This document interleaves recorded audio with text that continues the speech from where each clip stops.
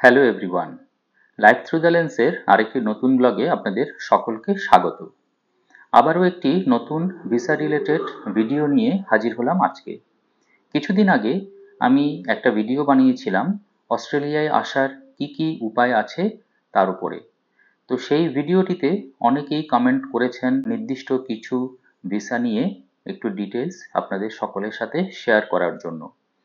তো সেই ভিডিওটিতে আমি অস্ট্রেলিয়ায় আসার মোট 4 রকমের কমনলি ইউজড ভিসা নিয়ে কথা বলেছিলাম। আপনারা যদি সেই ভিডিওটি না দেখে থাকেন তবে অবশ্যই আমার চ্যানেলে গিয়ে সেই ভিডিওটি আপনারা দেখে নিতে পারেন।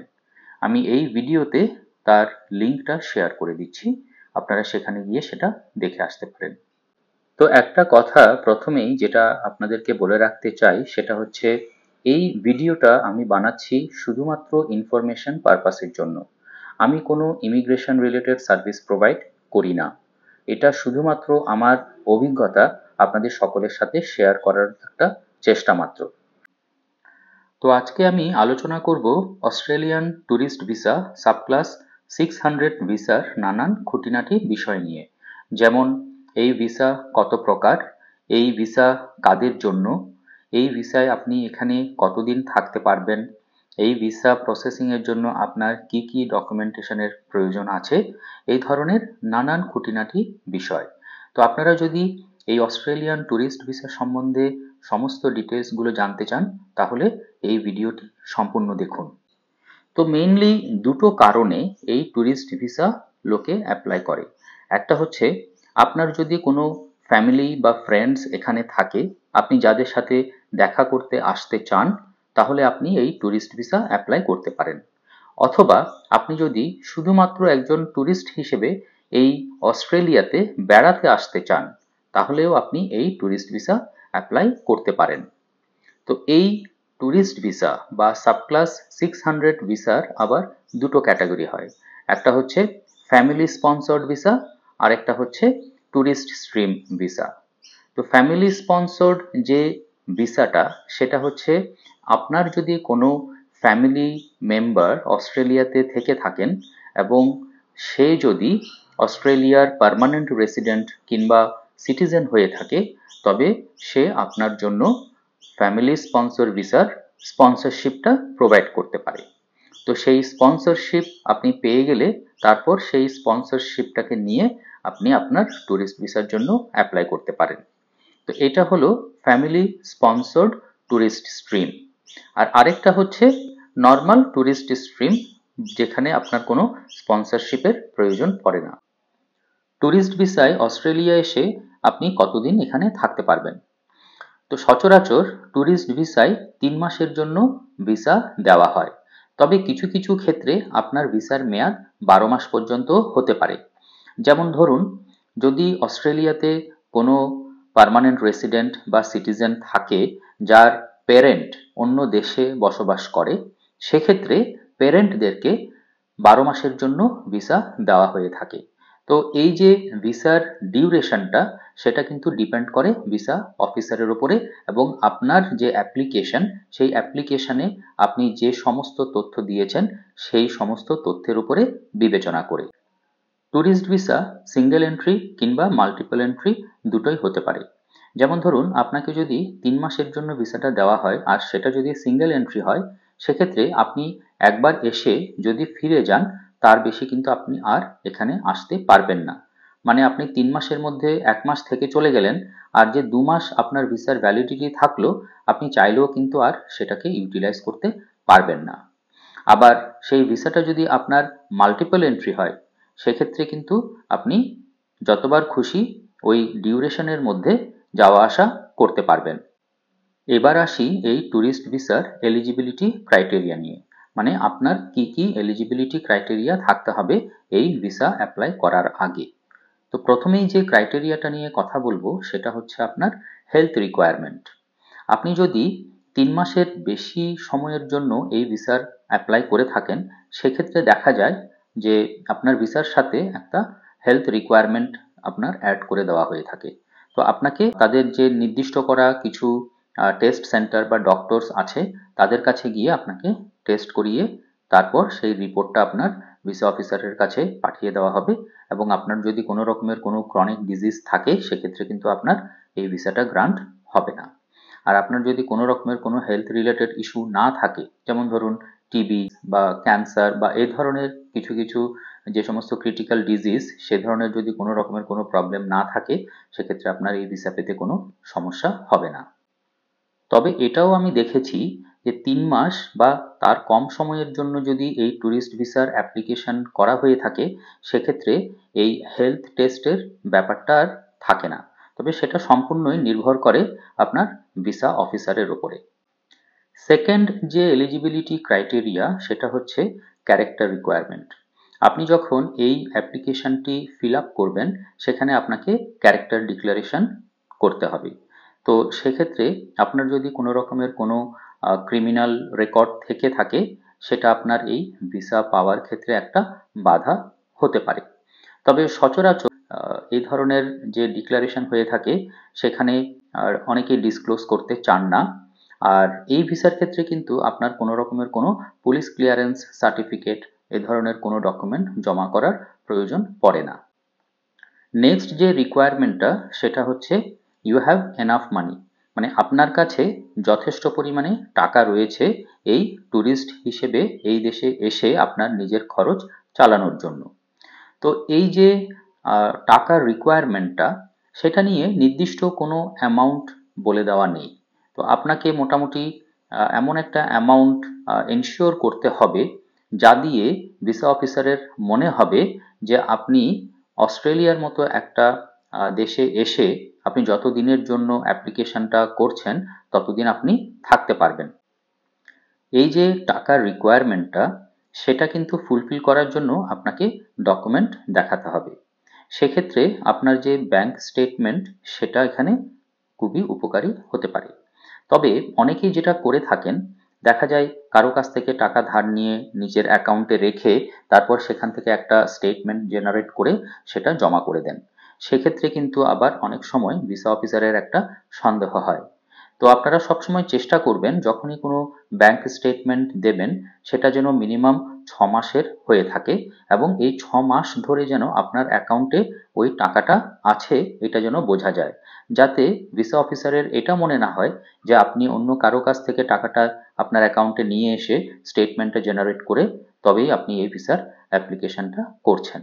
আর আরেকটা জিনিস এক্ষেত্রে অবশ্যই আপনারা যেটা জমা দেবেন সেটা হচ্ছে আপনারা যদি চাকরিজীবী হয়ে থাকেন সেক্ষেত্রে আপনার যে স্যালারি স্লিপ, সো 3 to 6 মান্থসের যে স্যালারি স্লিপ সেগুলো আপনারা অবশ্যই এই ভিসা অ্যাপ্লিকেশন জমা করার সময় তার সাথে জমা করে দেবেন। আরেকটা খুব ক্রিটিক্যাল রিকোয়ারমেন্ট ট্যুরিস্ট ভিসার ক্ষেত্রে সেটা হচ্ছে বি আ জেনুইন ভিজিটর। অনেকেই কিন্তু এই বিষয়টা ঠিক বুঝতে পারেন না বা সেটাকে গুরুত্ব দেন না। কিন্তু আপনি যদি প্রমাণ করতে না পারেন যে আপনি একজন জেনুইন ভিজিটর সেক্ষেত্রে কিন্তু আপনার ভিসাটা গ্রান্ট হওয়ার পসিবিলিটি খুবই কম। এখন বেশিরভাগ ক্ষেত্রে যেটা দেখা যাচ্ছে যত ট্যুরিস্ট ভিসা রিজেক্ট হচ্ছে তার একটা বড় কারণ হচ্ছে আপনার জেনুইন ভিজিটর তার যে প্রমাণ সেটা না থাকা। মানে আপনি যে অস্ট্রেলিয়ায় এসে থেকে যাবেন না, আপনি যে শুধুমাত্রই বেড়ানোর উদ্দেশ্যে এখানে আসছেন সেটা আপনাকে প্রমাণ করতে হবে। এবার সেটা আপনি কিভাবে প্রমাণ করবেন? তার জন্য কিছু নির্দিষ্ট ডকুমেন্ট আপনারা অবশ্যই এই ভিসার যে অ্যাপ্লিকেশন তার সাথে জমা করবেন। প্রথম হচ্ছে আপনি যদি চাকরিজীবী হন তো সেক্ষেত্রে অবশ্যই আপনার যে এমপ্লয়মেন্ট লেটার এবং আপনি যে কারেন্টলি এমপ্লয়েড সেই ধরনের কোনো লেটার আপনার অফিস থেকে কালেক্ট করে এই ভিসার সাথে জমা করবেন। তো আপনারা যখনই আপনার এমপ্লয়মেন্ট লেটার বা এমপ্লয়মেন্ট ডিটেলস জমা করবেন ভিসা সেন্টার থেকে কিন্তু বা ভিসা অফিস থেকে কিন্তু আপনার এমপ্লয়ারের সাথে যোগাযোগ করা হবে, তাদের কাছে কিন্তু ইমেল যাবে। তো এনশিওর করবেন এ ধরনের কোনো ইমেল যদি এইচআর এর কাছে যায় বা আপনি যে পয়েন্ট অফ কন্ট্যাক্ট দিয়েছেন তার কাছে যদি যায় সেজন্য অবশ্যই সেই ইমেলটার রেসপন্সটা পাঠিয়ে দেয় যে আপনি একজন জেনুইন এমপ্লয়ি। আর যারা চাকরিজীবী নন, ধরুন যারা ব্যবসা করেন, তারা কি করবেন? তারা নিজেদের নামে যে ব্যবসা আছে সেই ব্যবসার যত কাগজপত্র হয় সেই ধরনের কোনো ডকুমেন্ট অবশ্যই এই ভিসার সাথে জমা করে দেবেন, যাতে ভিসা অফিসারের এটা মনে হয় যে আপনার একটা এনগেজমেন্ট রয়েছে এবং সেটার জন্য আপনি আবার আপনার নিজের দেশে ফিরে যাবেন। আর আরেকটা খুবই গুরুত্বপূর্ণ ডকুমেন্ট হতে পারে যে আপনি যে জেনুইন ভিজিটার সেটা প্রমাণ করার জন্য, যে আপনার যদি নিজের নামে কোনো রকমের কোনো প্রপার্টি থেকে থাকে তবে অবশ্যই সেই সমস্ত প্রপার্টির কাগজপত্র আপনার ভিসা অ্যাপ্লিকেশনের সাথে জমা করে দেবেন। তো মোটামুটি এই ডকুমেন্টগুলো যদি আপনার থেকে থাকে, আপনি নিজেকে প্রমাণ করতে পারবেন যে আপনি একজন জেনুইন ভিজিটার। এলিজিবিলিটি রিকোয়ারমেন্টের পরে যে বিষয়টা নিয়ে কথা বলবো সেটা হচ্ছে এই ট্যুরিস্ট ভিসা অ্যাপ্লাই করতে গেলে আপনার কি কি ডকুমেন্টসের প্রয়োজন। তো প্রথমেই যেটা প্রয়োজন সেটা হচ্ছে আপনার পাসপোর্ট। আপনি যে দেশ থেকেই অ্যাপ্লাই করুন না কেন, আপনার কাছে সেই দেশের একটা ভ্যালিড পাসপোর্ট থাকতে হবে, আর সেই পাসপোর্টের মিনিমাম 6 মাসের মেয়াদ থাকতে হবে। 6 মাসের যদি কম মেয়াদ থাকে তবে সেক্ষেত্রে কিন্তু আপনার এই ভিসাটা অ্যাপ্রুভ নাও হতে পারে। তো পাসপোর্টের পরে আর কি কি ডকুমেন্টস আপনার প্রয়োজন হবে এই ট্যুরিস্ট ভিসা অ্যাপ্লাই করার জন্য, সেটা হচ্ছে আপনার যদি কোনো ন্যাশনাল আই কার্ড থেকে থাকে সেই ডকুমেন্ট, আর এছাড়া যদি আপনার কোনো আইটি রিটার্নের ডকুমেন্ট থেকে থাকে সেটাও আপনি প্রোভাইড করতে পারেন। আইটি রিটার্নটা কিন্তু এরা ম্যান্ডেটরি এরকম কিছু মেনশন করেনি, কিন্তু সেটা আপনি চাইলে প্রোভাইড করতে পারেন।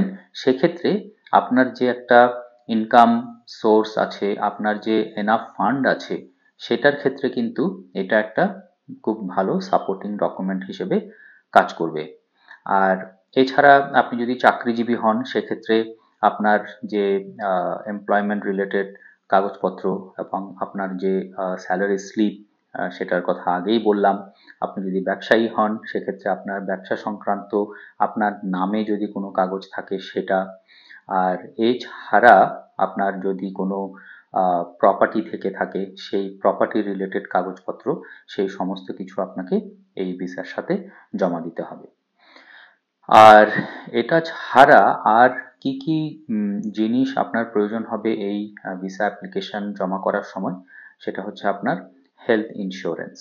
মানে আপনার যে একটা হেলথ রিকোয়ারমেন্টের কথা প্রথমে বললাম, সেটা হচ্ছে আপনার হেলথ টেস্ট হবে এটা চেক করার জন্য যে আপনার কোনো রকমের কোনো হেলথ প্রবলেম আছে কিনা। সেটা ছাড়া আপনার প্রয়োজন হবে একটা হেলথ ইন্স্যুরেন্স, মানে আপনি যে সময়টাতে অস্ট্রেলিয়ায় থাকবেন সেই সময় যদি আপনার কোনো রকমের কোনো মেডিকেল ইমার্জেন্সি হয়, আপনার যদি কখনো হসপিটালাইজেশনের প্রয়োজন হয় বা ডাক্তার দেখানোর প্রয়োজন হয়, যেহেতু এখানে ট্রিটমেন্ট খুব এক্সপেন্সিভ, সেক্ষেত্রে কিন্তু আপনাকে অবশ্যই একটা হেলথ ইন্স্যুরেন্স নিয়ে তবেই এখানে আসতে হবে। তো এই গেল হচ্ছে আপনার একটা হেলথ ইন্স্যুরেন্সের ব্যাপার। আর এছাড়া এই ভিসা নিয়ে যে বিষয়টা বলতে চাই সেটা হচ্ছে এই ভিসা করতে আপনার কত খরচ হবে। তো এই ভিসার এখন যে ফিস আজকের দিনে দাঁড়িয়ে সেটা হচ্ছে 190 অস্ট্রেলিয়ান ডলার। তো প্রত্যেক অ্যাপ্লিক্যান্টকে কিন্তু এই 190 অস্ট্রেলিয়ান ডলার এই ট্যুরিস্ট ভিসার জন্য দিতে হবে। আপনার সাথে যদি আপনার কোনো আরও ফ্যামিলি মেম্বার থেকে থাকে সেক্ষেত্রে কিন্তু প্রত্যেক ফ্যামিলি মেম্বারের জন্য আলাদা আলাদা করে আপনাকে এই অ্যাপ্লিকেশনটা করতে হবে। তবে আপনি যখন এই অ্যাপ্লিকেশনটা জমা করবেন তখন কিন্তু এখানে একটা কনসেপ্ট আছে, সেটাকে বলা হয় গ্রুপ অ্যাপ্লিকেশন। মানে আপনি আপনার ফ্যামিলি মেম্বার যাদের জন্য সবার একসাথে অ্যাপ্লিকেশন জমা করছেন তাদেরকে একটা গ্রুপ অ্যাপ্লিকেশন হিসেবে আপনি জমা দিতে পারেন। মানে এটা প্রত্যেকের জন্য আলাদা আলাদা অ্যাপ্লিকেশনই হবে, কিন্তু সেটা একটা গ্রুপ হিসেবে প্রসেস হবে। এরপরে যেটা নিয়ে আপনাদেরকে বলতে চাই সেটা হচ্ছে এই অস্ট্রেলিয়ান ট্যুরিস্ট ভিসার কন্ডিশনসগুলো। তো এই ভিসাতে কিন্তু বেশ কিছু কন্ডিশন অ্যাড করা হয়ে থাকে। তো ভিসা কন্ডিশনগুলো হচ্ছে কি, যে আপনি যে ট্যুরিস্ট ভিসা নিয়ে এখানে বেড়াতে আসছেন সেক্ষেত্রে আপনি এখানে কি কি করতে পারবেন কি করতে পারবেন না সেই সংক্রান্ত কিছু নিয়ম। তো সেইগুলো কিন্তু খুবই গুরুত্বপূর্ণ। অনেকেই কিন্তু এই ভিসার কন্ডিশনগুলো ঠিকঠাক মতো খেয়াল করেন না, সেক্ষেত্রে ট্যুরিস্ট ভিসায় এসে এখানে নানা রকমের সমস্যায় আপনারা পড়তে পারেন। আবার এই ভিসা কন্ডিশনগুলো সম্বন্ধে অনেকে যেহেতু জানেন না, সেই সুযোগ নিয়ে অনেকে কিন্তু এই ভিসাটাকে এক্সপ্লয়েট করার চেষ্টা করে। আপনি ট্যুরিস্ট ভিসাতে এখানে এসে তারপরে যদি আবার ফার্দার স্টে করতে চান বা অন্য ভিসাতে যদি যেতে চান, সেটা তখনই সম্ভব হবে যদি আপনার ভিসাতে কোনো রকমের সেরকম কন্ডিশন দেয়া না থাকে। আজকের ভিডিওটা যেহেতু বেশ লম্বা হয়ে গেল, তো এই ট্যুরিস্ট ভিসার ক্ষেত্রে কি কি কন্ডিশন সচরাচর থাকে, তো সেই বিষয়টা নিয়ে আবার নতুন করে আরেকটা আমি ভিডিও বানাবো। সেখানে আরও বিস্তারিতভাবে এই ভিসার ডিটেলসগুলো নিয়ে বা কন্ডিশনগুলো নিয়ে আলোচনা করব। ডকুমেন্টস ছাড়া আর কয়েকটা জিনিস সচরাচর এই ভিসার ক্ষেত্রে চাওয়া হয়, সেটা হচ্ছে একটা আইটিনারারি। মানে আপনি যে অস্ট্রেলিয়াতে বেড়াতে আসছেন, আপনি অস্ট্রেলিয়ায় এসে কি করবেন তার একটা প্ল্যান। তো সেটা জাস্ট একটা প্লেন পেপারে আপনি লিখে সেটাকে স্ক্যান করে আপনি আপলোড করতে পারেন। মানে আপনি এখানে যদি 1 মাস থাকবেন, তাহলে সেই 1 মাসের মধ্যে আপনি কোন কোন জায়গা ভিজিট করবেন, আপনি এখানে কি কি অ্যাক্টিভিটিতে পার্টিসিপেট করতে চান। হ্যাঁ, তো এই ধরনের একটা প্ল্যান আপনার পুরো ট্রিপটার, যেটাকে আমরা আইটিনারারি বলে থাকি, সেটাকে কিন্তু আপনাকে লিখে আপলোড করতে হতে পারে। আর আরেকটা বিষয় যেটা আপনাদেরকে বলতে চাই, সেটা হচ্ছে আমি আরও বেশ কয়েকটা ভিডিওতে দেখেছি কেউ কেউ এটা বলেছেন যে ট্যুরিস্ট ভিসা অ্যাপ্লাই করার সময় আপনার কাছে কনফার্মড এয়ার টিকিট বা রিটার্ন টিকিট থাকতে হবে বা হোটেল বুকিং থাকতে হবে। তো সেটা কিন্তু সত্যিকার অর্থে ঠিক নয়। তো আপনার কনফার্ম টিকিট কাটার কোনো প্রয়োজন নেই, এটা কিন্তু এই ভিসার ক্ষেত্রে কোনো রিকোয়ারমেন্ট নয়। তবে হ্যাঁ, আপনি যেহেতু এখানে বেড়াতে আসছেন, আর আপনার যদি ভিসাটাতে আপনি এটা মেনশন করেন যে আপনার রিলেটিভ আছে, আপনি তাদের সাথে দেখা করতে চাইছেন, তাহলে অবশ্যই আপনি আপনার যে স্টে রিকোয়ারমেন্ট, মানে আপনি কোথায় থাকবেন, আপনি যদি আপনার আত্মীয়ের সাথে থাকেন তাহলে অবশ্যই সেই ডিটেলসটা প্রোভাইড করবেন। এবার যে বিষয়টা আপনাদেরকে বলতে চাই সেটা হচ্ছে আপনারা কিভাবে এই ভিসার জন্য অ্যাপ্লাই করতে পারেন। আপনার কি কোনো এজেন্টের প্রয়োজন আছে? না, আসলে আপনি এজেন্ট ছাড়াও এই ভিসার জন্য অ্যাপ্লাই করতে পারেন।